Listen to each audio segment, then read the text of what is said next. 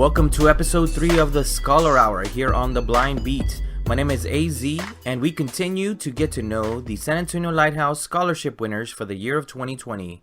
Today we speak to Emily Eagle. She is currently attending Notre Dame University and studying political science. She has been a recipient of this scholarship for multiple years. Throughout this interview, we find out how her vision has impacted her life and how those experiences have guided her to her career path. So without any further delay, here is the interview with Emily Eagle.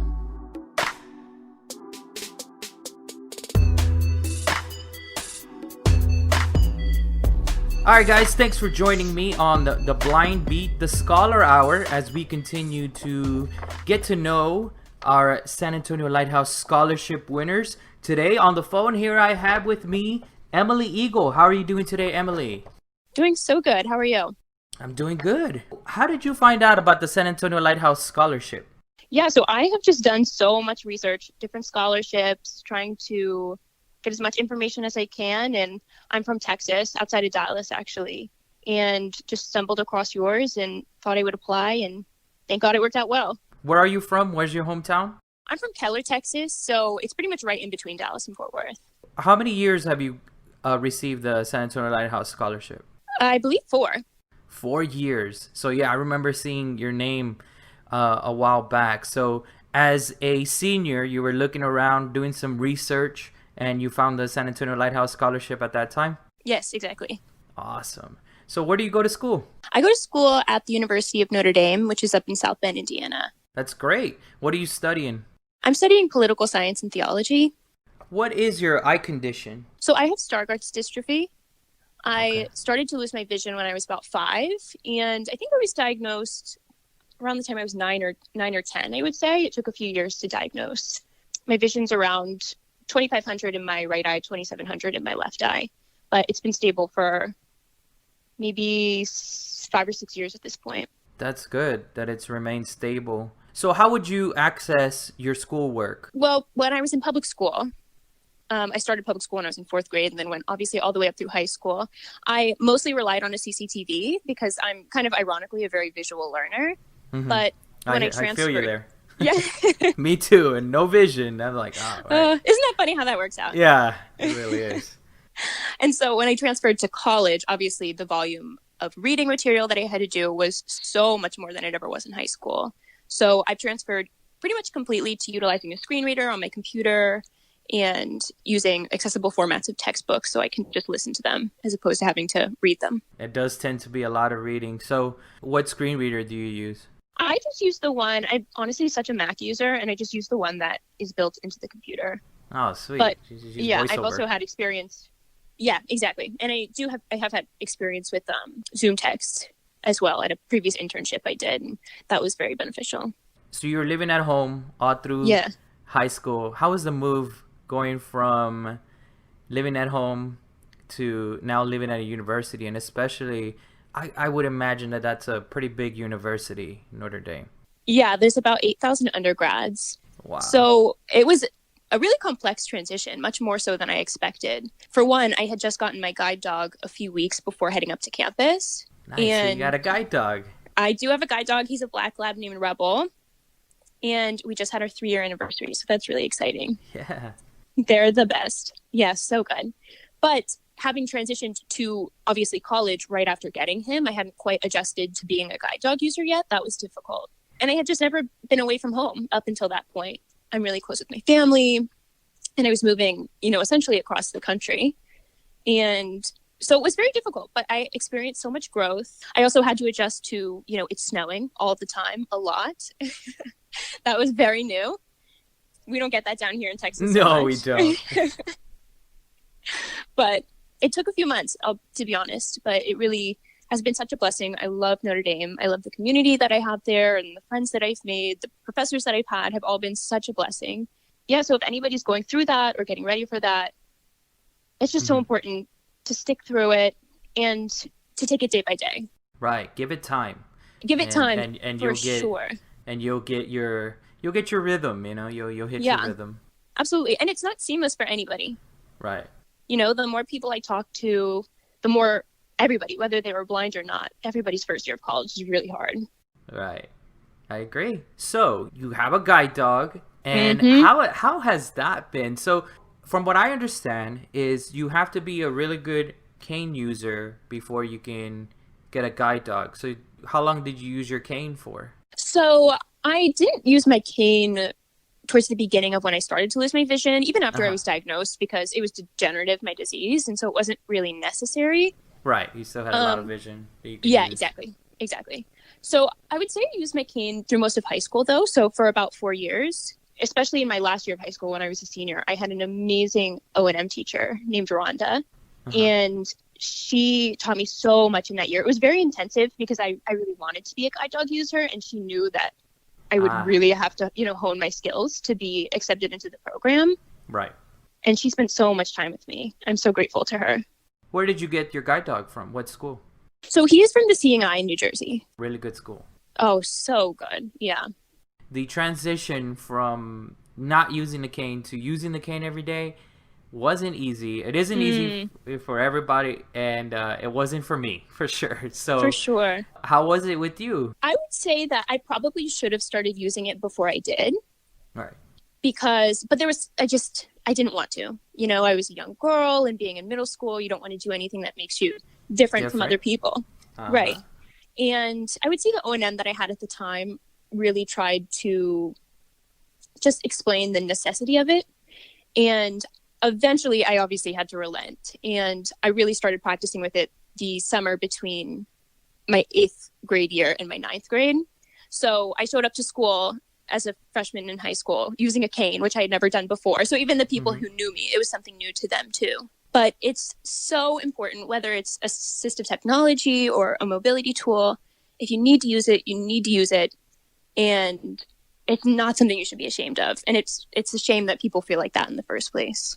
Yeah, I agree. I mean, I understand as well that it's difficult, like you said. Oh, absolutely. Especially growing up in a small town, and you just want to be like everybody else, And For sure. And that's so natural and understandable. what are some of your hobbies? For sure. I love to knit. I love to work out. On campus, I'm pretty involved in disability advocacy.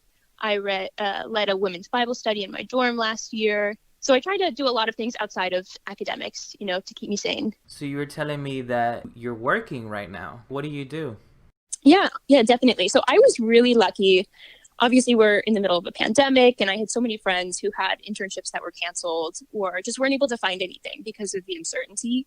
But I'm actually working for the University of Notre Dame in their university relations department, which is both development and alumni relations. And I'm conducting research essentially for academic advancement. And that's all virtual. It's all over Zoom and online. So that's been a total adjustment, but it's really a blessing to have something to do when it's meaningful work. I really appreciate it. Yeah. Sometimes we got to sit back and just be thankful that we have that opportunity, to be able to work. Absolutely. For sure. So during school, did you get involved in extracurricular activities when you were in high school? Yeah, I would say the main thing I did was volunteering. Yeah. I spent so many hours. I did a thing called Green Cord. I don't know if they have it at every school, but it was essentially 100 hours of community service a year. Mm-hmm. And that was what I dedicated most of my time to. And then I was involved in like the French Honor Society, National Honor Society. I did debate. So political science, what do you want to do with that? I am so passionate about disability advocacy. Uh-huh. I see myself pursuing that in some form. I think there's really and genuinely infinite ways to do that. So I don't know. I am very much planning to apply to law school in the fall. Yeah, but we'll see how it all pans out. I just want to continue to discern that and take it day by day. Do you have any brothers or sisters? I have 2 older sisters, yes. And you're the only one with Stargardt? Yes. Or the visual impairment? I'm the only blind person in my family, even extended family. I feel you there too. That's me too. I was reading your essay, and I want you to talk to me about this internship you had in Washington, D.C. How did you come around that internship, and how was it when you were out there? For sure. So the University of Notre Dame, they have a Washington program where you can go during the fall or spring semester, and you're a full-time student, and then you find your own internship, and it has to be a minimum of 20 hours a week. So I knew I wanted to do that when I was a first year. I applied and got in to attend the Washington program the spring semester of my sophomore year. And that was honestly very nerve-wracking. I was really excited about it, but the closer and closer I got, the more nervous I was about being in a new city. And I was with other Notre Dame students. I think there was 18 of us total, but it was a very small cohort. I didn't know anybody. And I ended up just getting an email from the director of the Washington program that the United States State Department had applications open for the semester that we were going to be in DC. And I had never thought about pursuing that sort of internship or anything like that, but I ended up just applying because really at the time I was like, oh, this will just be good application experience and potentially interview experience if I get an interview. But I just never thought I would get an internship at something that was so prestigious and competitive. Right. And I ended up getting 3 interviews because the way that it works is your application is sent out to all the different departments and offices within the State Department. And then if they're interested in your application, they contact you and you interview with them. I ended up interviewing with 3 different offices. One of them was like my dream internship, which was with the Office of International Religious Freedom. As I mentioned, a political science and theology major. So it was the perfect intersection of those 2 things. Right. And then the other one that I was surprised to get was international disability rights. And it was not something that I think my application necessarily, I don't think I showed an interest in it at the time. So I was surprised that they reached out to me, but I ended up interviewing with them. And I was just so impressed at how they talked about disability as such an asset.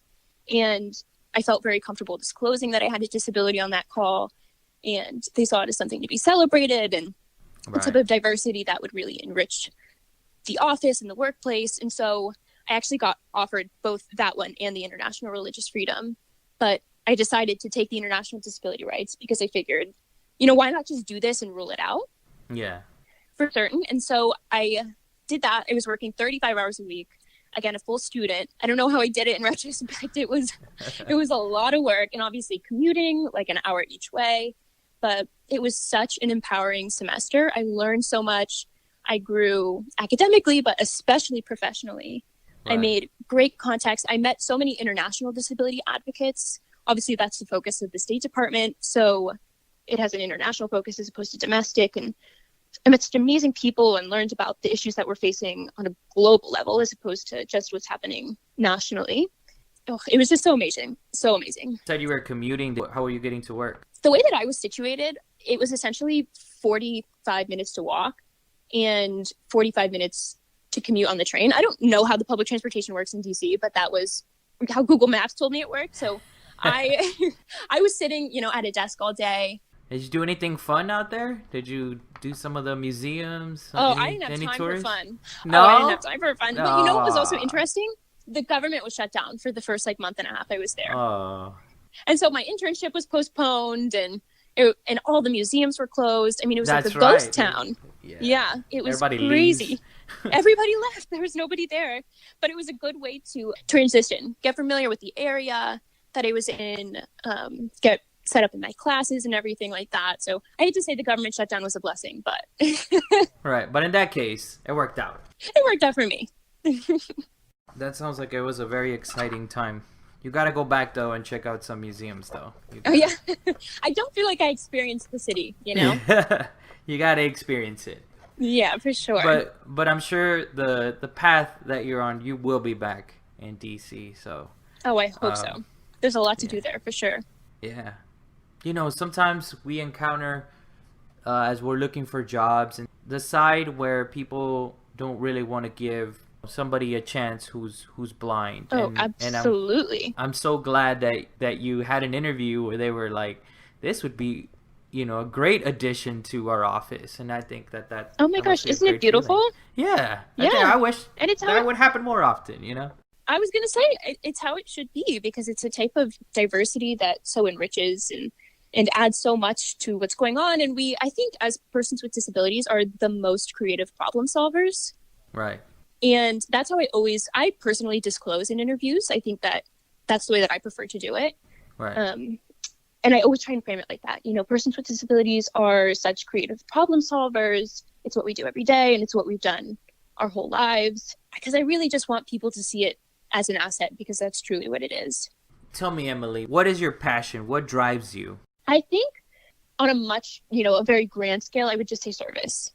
I am the type of person, I need to have a purpose-driven life. I need to be serving people. I'm a person of faith, and so I always want to be trying to glorify God and, contributing to this human family. And then I would say that the way that I feel most fulfilled is through advocating for persons with disabilities. What would you tell someone who is blind and wants to go to school? Maybe they're thinking about it, but they don't know where to start, or they don't know how to start. What would you tell them to give them that confidence to try? Yeah, I think that making a decision like that is definitely scary, and it's overwhelming, and there are so many what ifs, and it seems like there's infinite things that could go wrong. But if you have the opportunity to pursue higher education, it will open so many doors professionally and personally. You will grow so much. You'll find hopefully something that you're passionate about and that you enjoy. An intellectual pursuit is really fulfilling. And I would say just be brave, even though it is very scary. I think I've experienced that. I've experienced days that were really hard. And definitely I've asked myself, can I do this? Will I graduate? What was I thinking going to school so far away from home? Stuff like that. But it's in those situations where you're uncomfortable, where you experience the most growth. One really important piece of advice I got when I was looking at schools is where you apply to isn't necessarily where you'll graduate from. So if you go to a school and it doesn't work out, it's not a good fit, you can always transfer, you can take a gap year, you can try again. Don't feel like you have to graduate, in 2 years for an associate's or 4 years for a bachelor's. Everybody's journey looks so different, and that is why you have to approach it day by day. Well, that's great advice. I want to thank you, Emily, for taking the time to being on the Blind Beat, the Scholar Hour, here with us. And I want to congratulate you again on receiving the scholarship, and keep it going. You're doing a great job, and we look forward to continuing to hear from you and all your successes. Awesome. Thank you so much to the work that the Lighthouse is doing. Thank you for the support the scholarship committee has given me. It's really been such a blessing, and it's transformative. And thank you for running this podcast. I think it's super awesome and a great resource. Well, thank you. You take care. You too. Bye-bye. Bye-bye.